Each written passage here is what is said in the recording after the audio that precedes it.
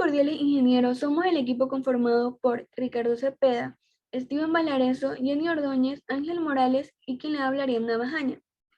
Nuestro tema de exposición son Fundamentos de Climatología y Meteorología y Climatología. Tiempo y clima en la meteorología y climatología. Meteorología es la ciencia que se encarga de estudiar los fenómenos que tienen presencia en la atmósfera. La climatología es la ciencia encargada de estudiar la serie de estados de la atmósfera en los cuales sucede en un lugar determinado. El tiempo meteorológico no presenta efectos sobre el suelo o el relieve. Sin embargo, el clima es un determinado factor del paisaje que influye en el desarrollo de vegetación, tomando en cuenta que el clima son las condiciones meteorológicas que tienen características a un lugar determinado. Resultados al actuar del tiempo y el clima. Tenemos a la radiación solar, la atmósfera, los movimientos de la Tierra y su forma y las características de superficie terrestre. El Instituto Nacional de Meteorología es el organismo por el cual depende la red primaria de estaciones meteorológicas.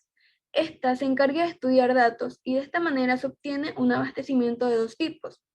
Uno, ayuda a sectores productivos, en los cuales comprende la agricultura, la aviación y las obras públicas. Dos, ayuda a actividades investigativas. Se divide en tres estaciones. Estación pluviométrica. Se coloca en una zona despejada donde el régimen de conocimiento pluviométrico va ligado a una red de estación, la cual tiene que ser lo más densa posible. Estación termopluviométrica, con termómetros de máxima y mínima temperatura. Los termómetros son usados a base de mercurio. Si el mercurio enfoca una temperatura bastante alta, se va a dilatar. Y si mide una temperatura bastante baja, va a contraerse. Estaciones completas. Estas disponen de instrumentos que son bastante importantes, los cuales se encuentran el barógrafo, el evaporímetro y veleta. Bueno, la radiación solar. La radiación solar se conoce como a todo cuerpo en función de su temperatura, la cual emana energía radiante en forma de radiación electromagnética. Dentro de la radiación solar podemos determinar tres tipos de leyes. La primera es la ley de Wien. Esta ley nos dice que cuanto mayor sea la temperatura de un cuerpo negro, menor será la longitud de onda. La ley de Kirchhoff. Esta ley nos dice que para una longitud de onda determinada, la emitancia y absorbancia de un material serán iguales. Ley de Stefan Boltzmann. El poder emisivo de un cuerpo es proporcional a la cuarta potencia de su temperatura. La definición y origen del viento está producido por el movimiento del aire en la atmósfera. La atmósfera es como un gigantesco condensador en donde se acumula toda la energía procedente del sol. Ahí podemos notar un gráfico donde nos dice que a menor presión atmosférica el aire será más caliente y menos pesado, mientras que a una mayor presión atmosférica el aire será menos caliente y más pesado. Cabe recalcar que si las isóbaras que se encuentran muy juntas, el gradiente es grande y los cambios de presión son muy elevados en una distancia pequeña, teniendo como resultado fuertes vientos. En cambio, si las isóbaras se encuentran muy separadas, el gradiente es pequeño y presentarán vientos débiles. Clasificación de los vientos. Bueno, los vientos se pueden clasificar según la regularidad con que soplen. Tenemos vientos persistentes, los cuales son aquellos que se forman con más o menos regularidad, soplando siempre en la misma dirección. Los primeros son brisas y vientos regionales, los cuales por lo general afectan a regiones más o menos extensas y se encuentran generados bajo los inmediatos efectos de las condiciones del terreno. Los segundos son vientos del oeste, alisios, entre otros. El otro tipo de vientos son los vientos episódicos. Estos tipos de vientos son conocidos debido a que se forman esporádicamente y soplan en cualquier dirección, o sea, salen disparados para cualquier dirección. Las dispersiones y anticiclones que se presentan dan lugar a los vientos episódicos, que se originan en cualquier momento y en cualquier lugar.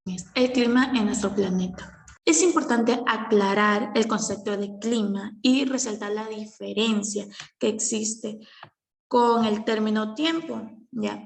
En el sentido meteorológico del mismo. Sin embargo, cuando afirmamos que en nuestra ciudad los inviernos son muy fríos y secos. La elaboración de climogramas. ¿Qué es un climograma?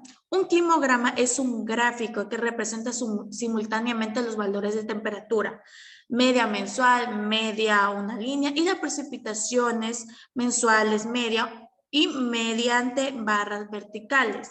¿Cómo se traza un climograma? En el eje horizontal se sitúan los meses del año, mientras el eje de la izquierda se representa las temperaturas de medias mensuales de 5 en 5 grados Celsius, mediante puntos unidos en una línea roja.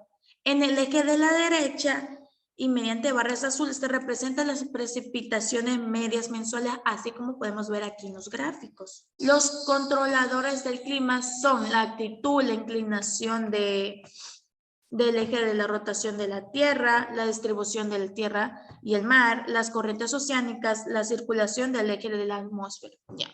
La distancia de Tierra y Sol es la clave de las condiciones climáticas terrestres.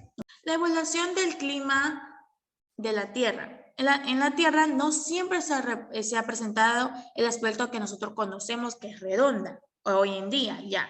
También está el paleomagnetismo, estudia propiedades magnéticas de algunas rocas, deduciendo en ellas las condiciones ambientales que existen durante su formación.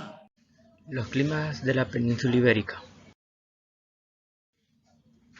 Factores climáticos de la península ibérica. La variedad del tiempo y por tanto el clima en la península ibérica es el resultado de una combinación de factores individuales y factores climáticos.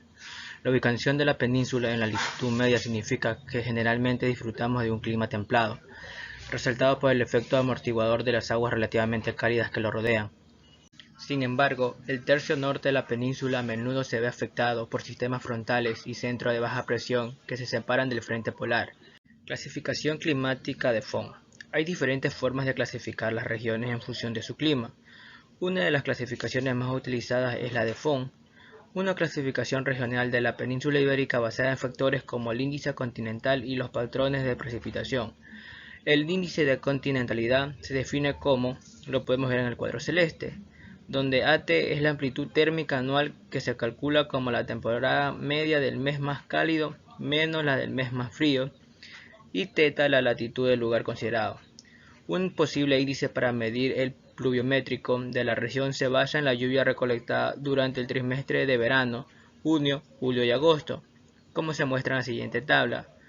Muy seco, seco, algo lluvioso, lluvioso o muy lluvioso. Teniendo en cuenta esto y otros factores, Fohn propone clasificar las zonas de la península ibérica de la siguiente manera. En la siguiente tabla podemos observar las regiones climáticas de la península ibérica y también en las imágenes podemos observar la distribución geográfica de las regiones climáticas propuestas por Fohn para la península ibérica. Cambio climático recientemente. Los cambios climáticos acontecidos a lo largo de la historia de la Tierra radican en los cambios de energía que ésta llega procedente del Sol a la Tierra en un estado de equilibrio que se encuentra el sistema Tierra, Océano y Atmósfera. Por el lado del origen natural externo, tenemos la variación en la excentricidad de la órbita terrestre con una frecuencia aproximada de 100.000 años. También las modificaciones en la inclinación del eje de la Tierra, cuya frecuencia es de 41.000 años. Por otro lado, en las causas naturales internas o terrestres, tenemos la distribución de la Tierra y el mar, las erupciones volcánicas o las corrientes oceánicas. Entonces, si observamos que la variación entre el cambio climático se forma por una parte natural, entonces, ¿por qué hemos estado teniendo ciertas variaciones en nuestro clima, en el cambio atmosférico, en nuestra biosfera? En esta gráfica podemos observar la evolución de las temperaturas registradas en el hemisferio norte durante los últimos 120 años. Todo esto a partir de la revolución industrial. La concentración en la atmósfera de los principales gases de efecto invernadero, fundamentalmente el dióxido de carbono, produjo un calentamiento en el sistema climático a escala global. La deforestación también contribuye al calentamiento global. Los posibles efectos futuros del cambio climático mediante la utilización de complejos modelos matemáticos que tratan de reflejar todos los procesos físicos que intervienen en el sistema climático. El efecto de reducir las emisiones de CO2, predicciones del aumento del nivel del mar y de la temperatura para distintos escenarios climáticos, podemos observarlos en la siguiente gráfica. ¿Qué puedo hacer yo? Sin duda, tenemos aquí nuestros 9 puntos que nos ayudarían mucho con nuestros cambios que hemos tenido a lo largo del tiempo.